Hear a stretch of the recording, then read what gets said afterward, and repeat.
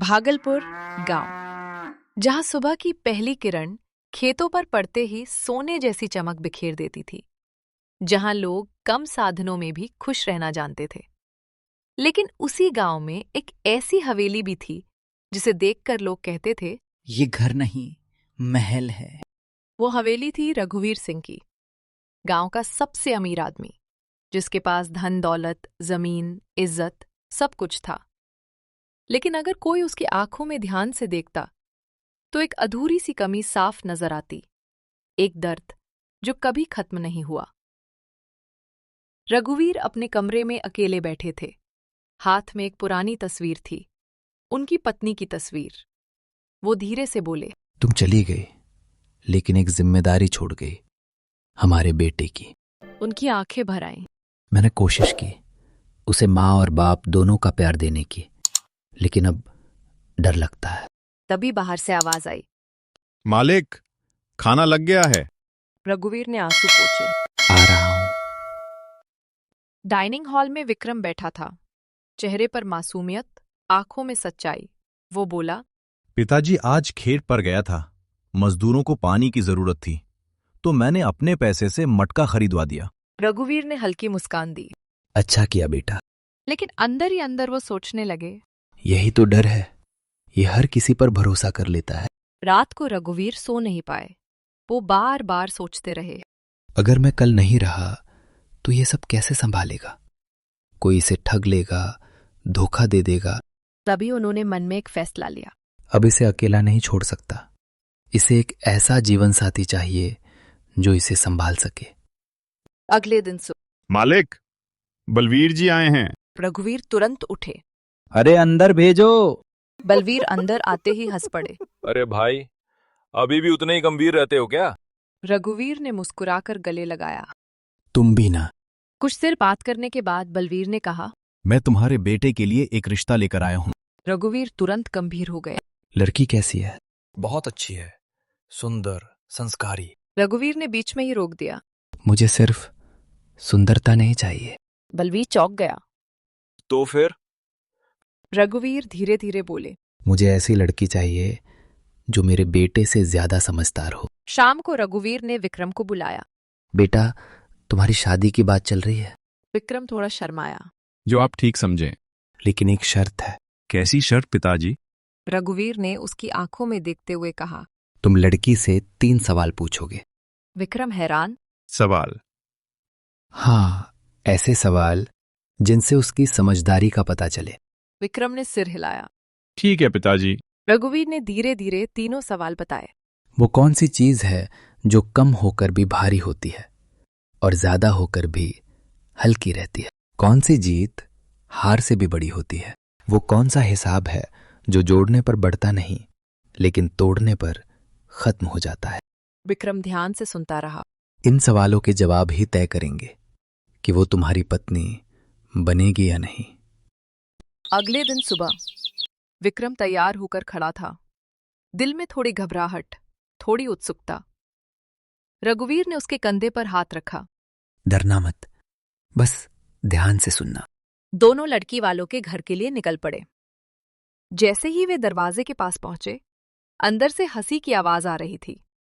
विक्रम का दिल तेज धड़कने लगा। क्या वो लड़की इन सवालों का जवाब दे पाएगी, या फिर ये रिश्ता भी बाकी रिश्तों की तरह टूट जाएगा? आनंदपुर से थोड़ी दूर एक छोटा सा गांव था, शिवनगर। वहीं रहने वाले थे हरिनारायण जी, सीधे साधे इज्जतदार इंसान। आज उनके घर में हलचल थी, क्योंकि उनकी बेटी को देखने बड़े घर से मेहमान आने वाले थे। घर बहुत बड़ा नहीं था, लेकिन साफ सुथरा और प्यार से भरा हुआ। आंगन में तुलसी का पौधा, दीवारों पर पुराने लेकिन सजे हुए चित्र, और उसी घर में चुपचाप बैठी थी सविता। उसके चेहरे पर घबराहट साफ दिख रही थी। माँ ने पास आकर कहा, डर मत बेटी, सब अच्छा होगा। सविता ने धीमे से सिर हिलाया। उधर रघुवीर और विक्रम घर के बाहर पहुंचे। दरवाजा खुला। आइए आइए, आपका इंतजार था। अंदर बैठने के बाद चाय नाश्ता शुरू हुआ।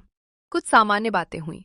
फिर रघुवीर बोले, भाई साहब, हमें आपकी बेटी पसंद है, लेकिन हम चाहते हैं कि लड़का लड़की एक बार अकेले में बात कर लें। हरिनारायण थोड़े असहज हुए। हमारे यहाँ ऐसा रिवाज नहीं है। रघुवीर ने समझाते हुए कहा। जमाना बदल गया है, आगे चलकर कोई परेशानी न हो, इसलिए ये जरूरी है। थोड़ी देर सोचने के बाद ठीक है। सविता और विक्रम घर के पीछे वाले आंगन में आ गए। कुछ पल दोनों चुप रहे। हवा चल रही थी, लेकिन माहौल में अजीब सी खामोशी थी। विक्रम ने सोचा, पिताजी ने जो कहा वही पूछना होगा। उसने हिम्मत जुटाई। मुझे तुमसे 3 सवाल पूछने हैं। सविता चौंकी। सवाल। विक्रम ने पहला सवाल पूछा। वो कौन सी चीज है जो कम होकर भी भारी होती है और ज्यादा होकर भी हल्की रहती है? सविता ने सोचा, लेकिन कुछ समझ नहीं आया। मुझे नहीं पता। विक्रम ने दूसरा सवाल पूछा। कौन सी जीत हार से भी बड़ी होती है? सविता और भी उलझ गई। ये तो बहुत कठिन है। अब तीसरा सवाल। वो कौन सा हिसाब है जो जोड़ने पर बढ़ता नहीं लेकिन तोड़ने पर खत्म हो जाता है? अब सविता पूरी तरह घबरा गई। मुझे माफ कीजिए, मैं इन सवालों का जवाब नहीं दे सकती। विक्रम का चेहरा उतर गया। उसने मन ही मन सोचा। पिताजी सही कहते थे, हर कोई समझदार नहीं होता। उसे सविता अच्छी लगी थी, उसकी सादगी, उसकी मासूमियत, लेकिन मैं पिताजी की बात के खिलाफ नहीं जा सकता। दोनों वापस अंदर आ गए। कुछ देर बाद रघुवीर बोले। भाई साहब, हम आपको 1-2 दिन में जवाब दे देंगे। विक्रम चुप था। रघुवीर समझ गए। जवाब नहीं दे पाई, है ना? विक्रम ने धीरे से सिर झुका लिया। नहीं पिताजी। घर पहुंचते ही रघुवीर बोले। कोई बात नहीं बेटा, हमें सही लड़की जरूर मिलेगी। लेकिन अंदर से वो भी टूट गए थे। दिन बीतते गए, एक के बाद एक रिश्ते आते गए, और हर बार वही 3 सवाल, और हर बार वही जवाब, पता नहीं। रात को रघुवीर अकेले बैठे थे। क्या मेरी शर्त गलत है, या फिर सच में ऐसी लड़की मिलना मुश्किल है? उनकी तबीयत भी अब कमजोर होने लगी थी। उधर विक्रम भी परेशान था।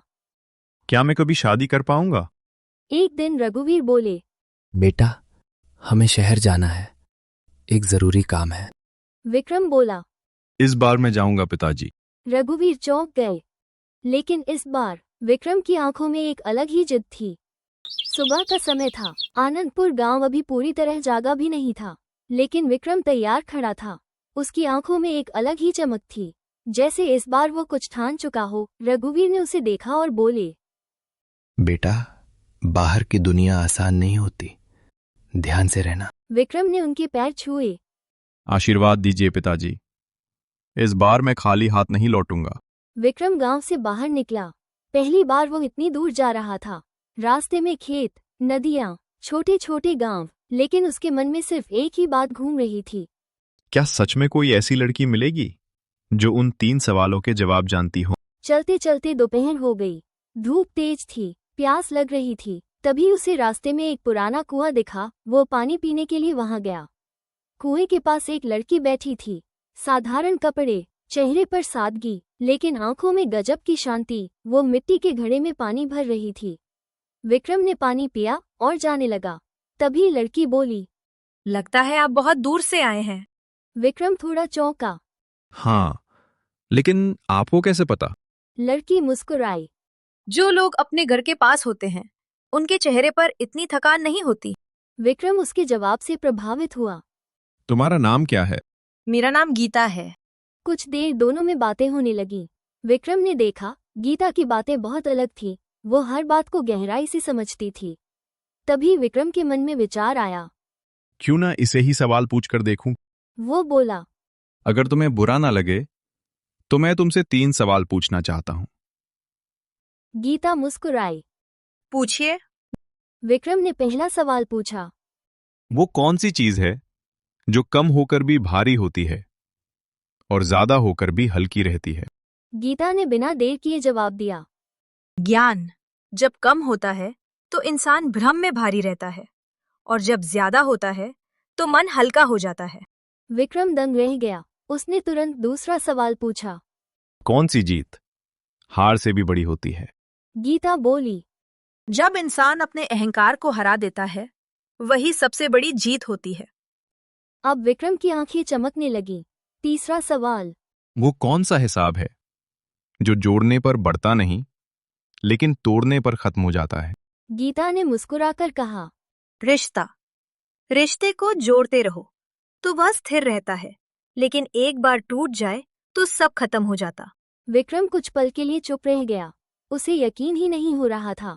जिस जवाब को पाने के लिए वो इतने दिनों से भटक रहा था, वो आज उसे एक साधारण सी लड़की से मिल गया। उसने मन ही मन सोचा, यही है वो लड़की जिसकी तलाश मुझे थी।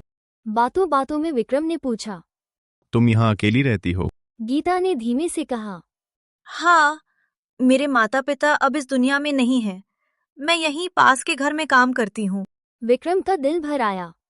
इतनी मुश्किल जिंदगी, फिर भी इतनी समझदारी। विक्रम ने तुरंत तय कर लिया, मैं गीता को ही अपनी जीवन साथी बनाऊंगा। आप सभी को ये स्टोरी अच्छा लगा तो इस चैनल को सब्सक्राइब, लाइक और बेल आइकन घंटी दबाना ना भूले। आप सभी को धन्यवाद।